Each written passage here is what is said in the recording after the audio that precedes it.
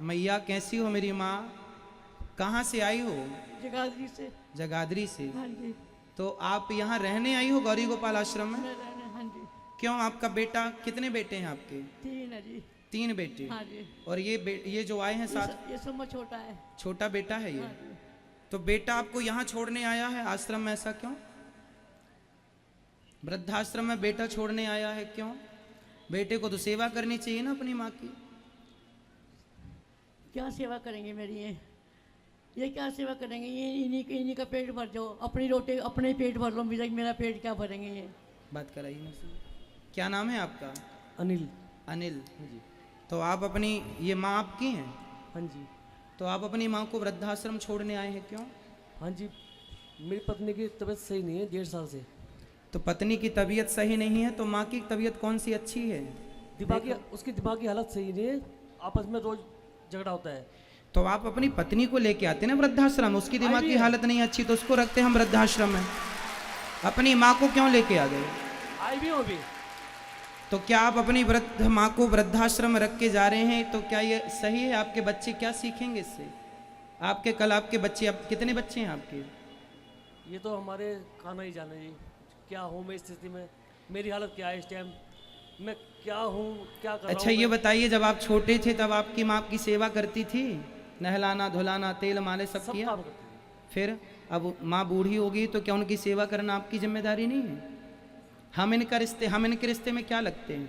जब हम बिना लगे कुछ, बिना खून का रिश्ता कि हम सेवा कर रहे हैं, तो आप तो खुद की सगी औलाद हो, आपको तो सेवा करना चाहिए। कल आपका बेटा आपको बाहर निकाले, फिर कल आपकी जो पत्नी, कहाँ आपकी पत्नी कहाँ है?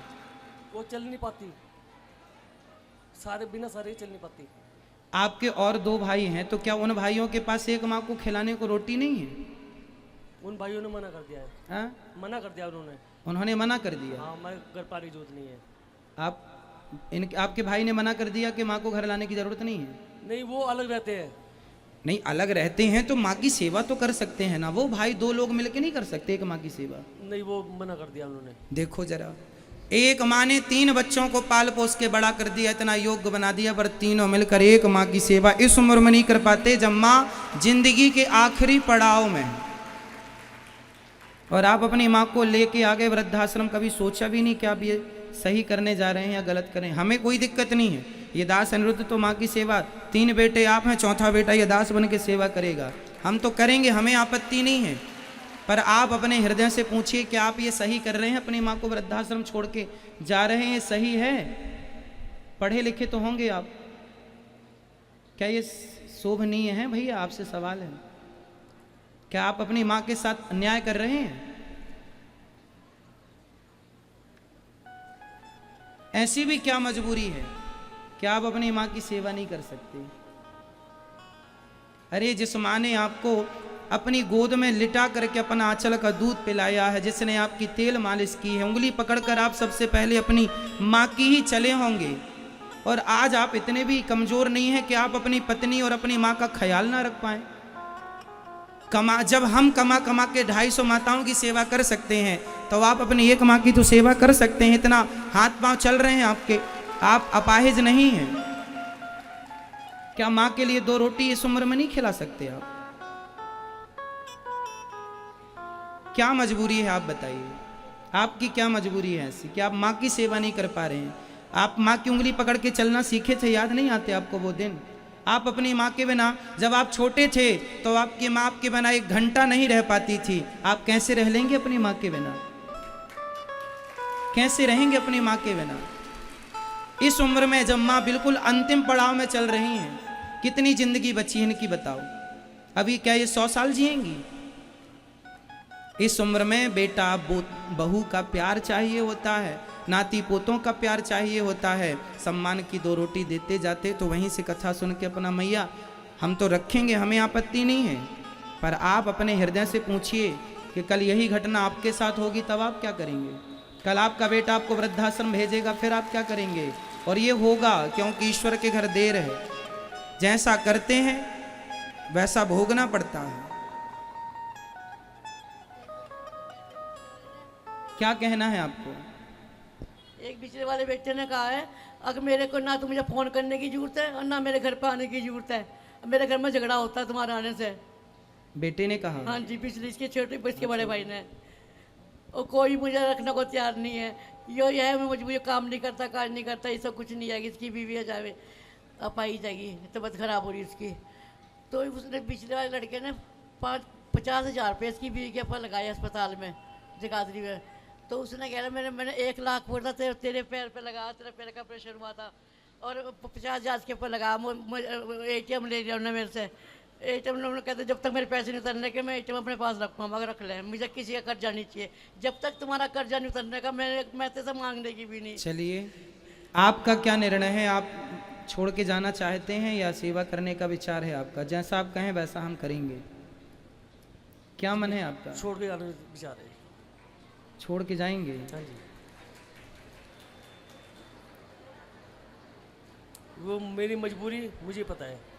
आपकी क्या मजबूरी है बताइए तो सही, शायद हम उसमें आपकी कोई मदद कर सकें। मैं नहीं बता सकता, ये बहुत मजबूरी है मेरी, मैं बता नहीं सकता। तो माँ आपको कोई गालियां देती हैं, डांटती हैं क्या माँ आपको? आपकी पत्नी से लड़ाई होती है माँ की? माँ की झगड़ा होता है। माँ का और पत्नी का आपकी झगड़ा होता है, सास बहू का झगड़ा होता आज है। वो उसको दिमाग में ये नहीं आता है, ये सास है मेरी, वो मुझ से ऐसी झगड़ती है, लड़की से ऐसी बोलती है। तो आपकी पत्नी आपसे भी झगड़ा करती है? हाँ जी, लड़की से भी बोलती है। तो आपकी माँ से भी करती है? बराबर, उसको ये नहीं पता। तो फिर उसे भी वृद्धाश्रम भेजो ना, उसे अपने संग रखेंगे माँ को वृद्धाश्रम, उनको भी छोड़ देना, हम उनकी भी कर लेंगे सेवा। बस मैं तो दोनों को ले गया हूँ।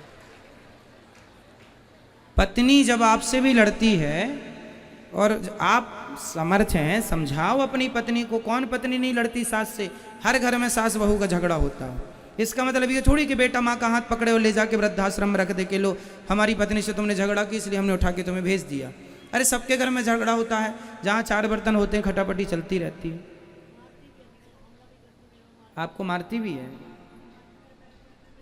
तो आपको अपनी पत्नी को समझाना चाहिए, समझा करके, और गृहस्थी तालमेल बना के एक पुरुष की यही जिम्मेदारी होती है।